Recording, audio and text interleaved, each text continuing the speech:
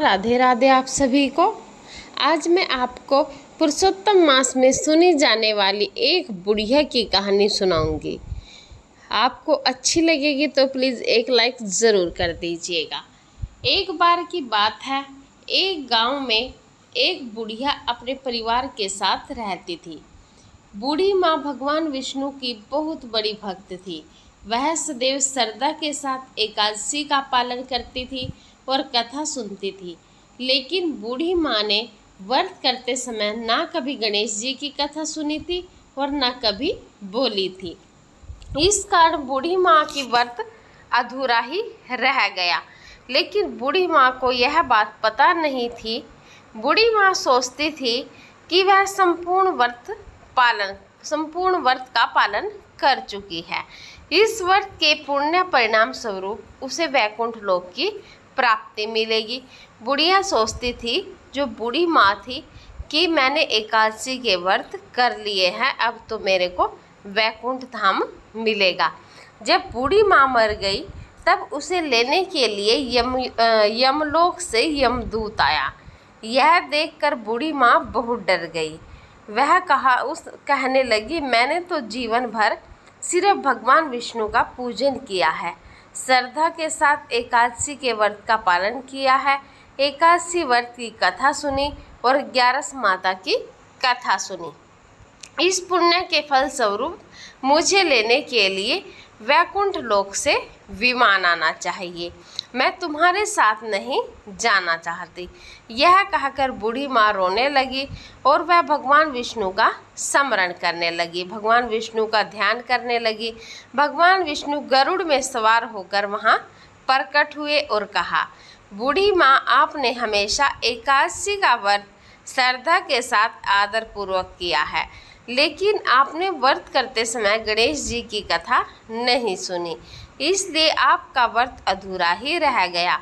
बूढ़ी माँ भगवान विष्णु से जीवन दान मांगी ताकि वह एकादशी का व्रत ठीक से पालन कर सके और गणेश जी की कथा सुन सके, जिससे वह एकादशी का व्रत संपूर्ण पुण्य प्राप्त कर सके।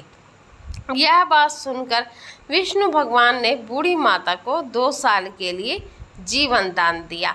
बूढ़ी माई को जीवन दान मिलते ही वे श्रद्धा से गणेश जी की पूजा करने लगी, एकादशी व्रत की कथा सुनने लगी, 11 माता की कथा सुनने लगी और अंत में गणेश जी की कथा भी सुनने लगी।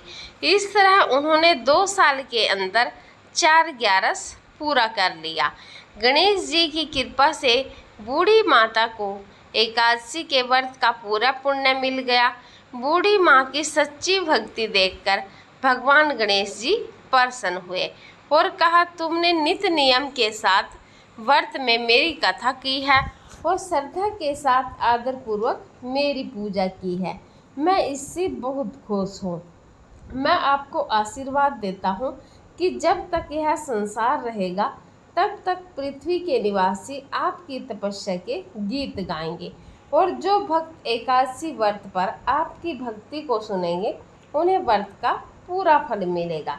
गणेश जी महाराज बूढ़ी माँ की भक्ति से प्रसन्न होकर बूढ़ी माँ के घर को अन्न धन से भर दिया और सुख समृद्धि का वास करने लगी बूढ़ी माता।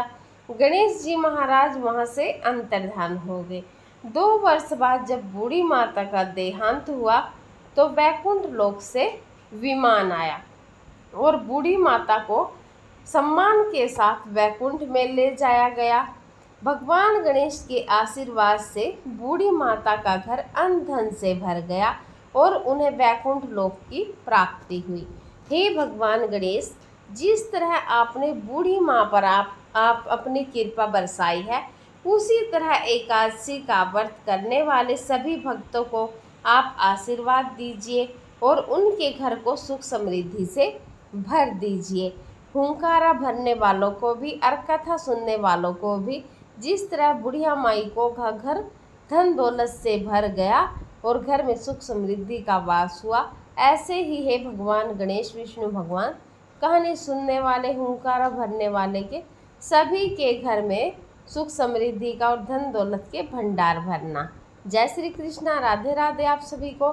वीडियो अच्छी लगी हो प्लीज़ एक लाइक ज़रूर कर दीजिएगा और मेरे चैनल को सब्सक्राइब ज़रूर कर दीजिएगा।